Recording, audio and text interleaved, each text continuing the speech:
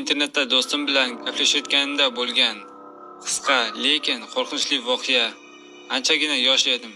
13 yosh atrofida edim va maktabda o'qib yurgan paytlarim edi. Bitta tanish qiz selfie rasmga tushib menga yuborib turardi. Bir necha kundan beri gaplashib yurgandik. Bir kuni televizor ko'rayotganimda menga xabar keldi. U rasm yuborgan ekan va yaxshimisan deb SMS yozdim. U yana rasm yubordi va tagida unchalik emas, o'zingizchi deb xabar yozgan. U qiz taymer bilan rasm yubordi va rasmni ko'rishim uchun va yana soniya kutishim kerak edi. Yotoqxonasida ekan, derazadan qandaydir qora sharpa ko'rindi. Va darhol SMS yozdim. Deraza yonidagi ukangmi?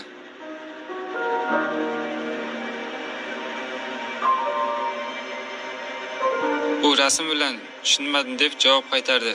Bu rasmda esa boyagi sharpa yanada yaqinroq kelgan ekan. Yana qo'llari yuqorida edi, xuddi derazani ochmoqchidek. Men tezda derazang yonida kimdir bor, orqangga qara deb xabar yozdim.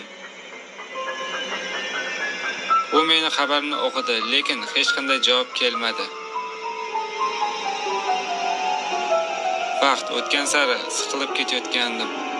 Yana unga SMS yozdim, lekin javob yo'q.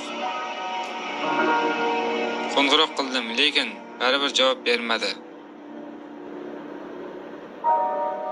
Afsuski, uyini raqamini bilmasdim. Aks holda ota-onasiga qo'ng'iroq qilib aytgan bo'lardim. Ancha kech tushib qolgandi.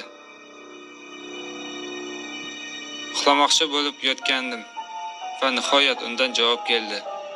Bo'lgan voqealarni tushuntirib berdi. Derazaga qaraganda kimningdir turganini ko'rgan, baqirib yuborgan va qochib ketgan ekan. Haligi odam bo'lsa derazani ochib ichkariga kirgan. Shunda ota-onasi xonasiga borib dadasini uyg'otgan. Xonasiga borganda esa hech kim yo'q, lekin deraza ochiq bo'lgan.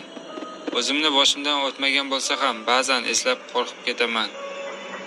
Selfida uni ko'rib qolganim do'stimning hayotini saqlab qoldi desa ham bo'ladi.